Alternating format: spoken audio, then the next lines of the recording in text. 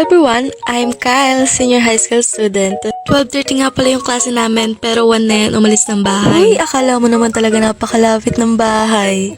Pagkababa ko ng jeep, kaagad na akong sumakay ng tricycle.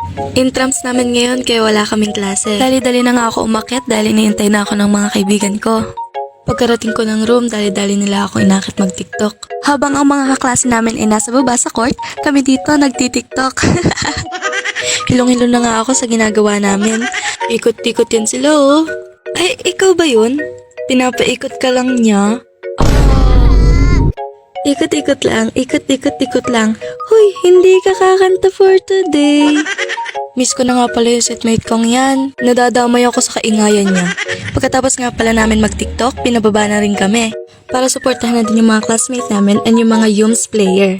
Volleyball women nga pala yan. ABM versus Yums. Todo cheer kami dito hanggang sa mapaos.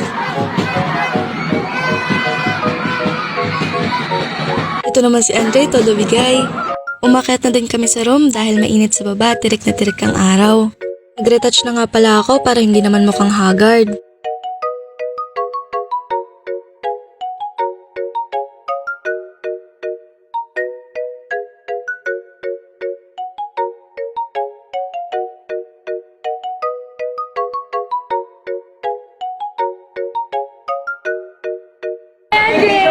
Hindi nagtagumpay. Nasunod ako.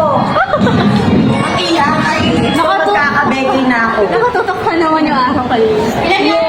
Bumaba na rin kami para tingnan kung nagpapalabas na si Kuya Guard. Marami na ding estudyante na nag-aabang na magbukas na ang gate. Finally, 5 o'clock pinalabas na din kami.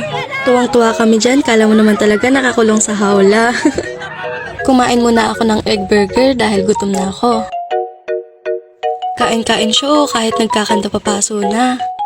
Katakawan talaga. Shoutout nga pala kay Ate Isay. Minom na nga ako ng tubig para mabilis na ako mabusog.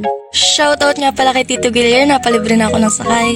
Thank you po and dito na po nagtatapos ang aking vlog. Bye-bye!